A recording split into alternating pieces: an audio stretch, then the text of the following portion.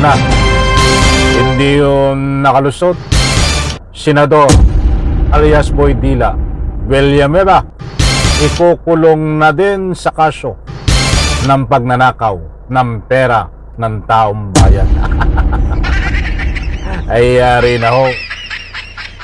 Alright, welcome back to my YouTube channel. I'm Andy's Vlog.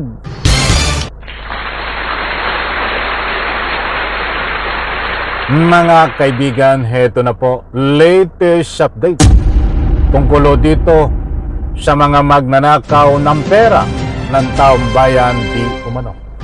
Aba, ay ngayon ho ay taong 2026, buwan ng January. Kung hindi ho sila nagpasko sa kulungan noon dahil medyo na-delay ang kaso, ba't ngayon ho ay kulungan ang bagsak, mga kaibigan?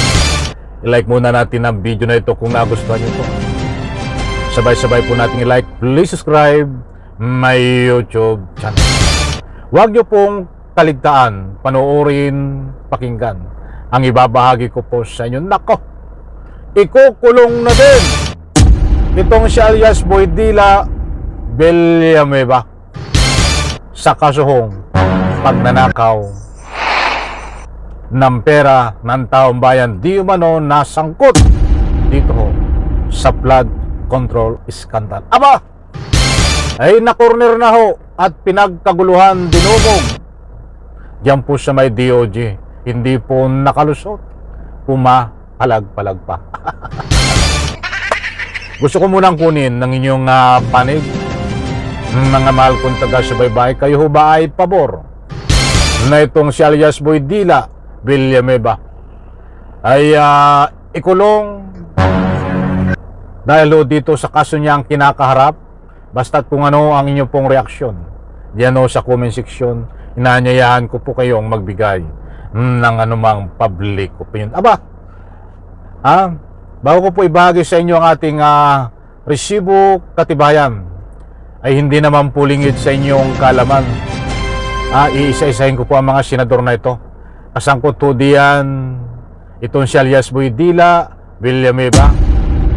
Nandyan ho si dating senador Bong Revilla, senador Jingay Estrada, Nancy Binay, senador Escudero. Alam ko si Bongo. Nakuha nating impormasyon ay medyo sa mga susunod na buwan, uunahin po itong makukulong itong ilang nabanggit kong pangalan. At syempre medyo mahuhuli daw di umano itong si Bongo sa turo ng mga ebidensya, sapagkat yung Davao ho ay medyo nalay na imbestigahan. Nabanggit ko ho ang mga pangalan na iyan ho ay nakahanda na ang kulungan. But sa puntong ito, isa-isahin po natin, dumako muna tayo dito kay alias Boy Dila Villanueva. Ito muna ang ating bigyan ng highlight, talakayin, dahil ito ho ay pumapalag-palag pa. Ay ayaw makulong kaya pumapalag, tumatanggi mga kaibigan, subalit na corner na. Ay hinarang. Ay sinong humarang mga kaibigan? Kahit hindi nakapalag, napilitan, na sumama. O ito po. Shout out po sa lahat. Ako, matindi ho ito. Sir, sandali lang, sir. Ito po ay latest update kung saan po siya na corner at hinarang mga kaibigan. Yan po si alias Boy Dila Villanueva. Ito tuloy ko po, pakinggan po natin. Sorry. Okay mo. Ano lang kaya? Sir, okay na po dito. Pakinggan po natin. Nagkakagulo Go. Nandito tayo para ipakita yung commitment natin sa due process, sa legal process. Kaya tayo nandito, despite the fact na yung paniniwala natin remains the same, na ridiculous talaga yung complaint. Pero siyempre, nire-respeto natin yung legal process and again, yung due process. Kaya tayo narito. Ridiculous daw yung complaint sa kanya. Kayo po ba ay naniniwala dito kay alias Boy Dila Villanueva? Kung tawagin ito ay best actor diyan sa Senado. Yan ang galing mong magdrama nito. Yung mga body language niya ay yung mga ginagawa sa kanyang tauhan, diyan po sa kanyang relihiyon, ng mga body language na drama. May paganyan-ganyan pa. May paganyan-ganyan pa. Para maniwala lang sa kanya. Ay ginagawa ho sa Republika ng Pilipinas overall dito sa kanyang kaso na mayroon siyang wala akong kinalaman dahil daw siya ay pastor ako, hindi marunong magnakaw. May paganyan-ganyan pa ho siya.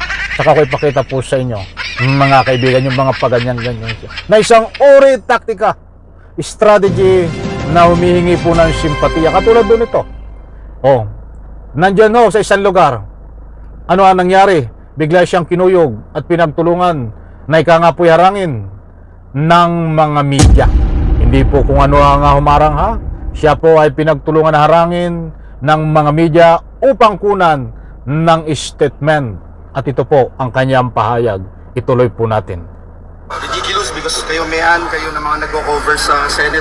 Alam niyo yung nangyayari tungkol sa flood control, kinamumuhian natin for so many years. Yung away namin ni Saldico, tapos na sa complaint, 1% daw binibigay ni Saldico sa akin. So, that's ridiculous. Yun lang. Kung meron kayong question about the legal processes, nandito yung aking abogado. So, ano lang yung pinalakaso sa inyo? Yung legal na lang po yung mag-explain. Thank you. Salamat po. Attorney, dun pwede po tayo sa kabasa. Nakabudol na naman ito, mga kaibigan. Siya daw ang nag-aano to. Hindi daw pwede siyang pagbintangan, kasuhan sa ganyang mga pagnanakaw tungkol sa control flood dahil siya huway against at siyang nagbibigay at nagbubunyag ng mga anomalya sa flood control project. Aba, talagang magaling ka lang umistyle. Ganyan-ganyan si Digong Duterte. Kunwari ay galit sa droga. Subalit, siya naman ang ika nga po'y may pakana ng droga. Ganyan din ang style nitong si Villanueva. Kunwari ay galit sa flood control scandal sa mga magnanakaw para hindi nga mahalata. Subalit siya, mga kaibigan, sa turo ng matitibay na ebidensya, buhay na ebidensya, siya po ay sangkot dito sa pagnanakaw ng pera ng taong bayan. Muli po, hindi tayo nagpapakalat ng anumang fake news. Nasabi po natin na ito ay ikukulong itong si Senador alias Boydila Villanueva. Wala pong pupuntahang iba yan. Ikukulong din po ito kapag natapos na at lumabas na ang arrest warrant, mga mahal kung taga-subaybay. Dahil ito ho ay kaabang-abang iisa ang pupuntahan, kulungan ang bagsak. Pumapalag ho dahil nagtungo diyan sa DOJ, pumapalag dahil hindi raw siya sangkot. Nagfile ho ng counter affidavit, mga kaibigan, na corner, pinagtulungan na corner ho ng media, hindi nakalusot. Hindi po na corner ng mga pulis, na corner lang ng mga media. At pumapalag yan ho sa DOJ.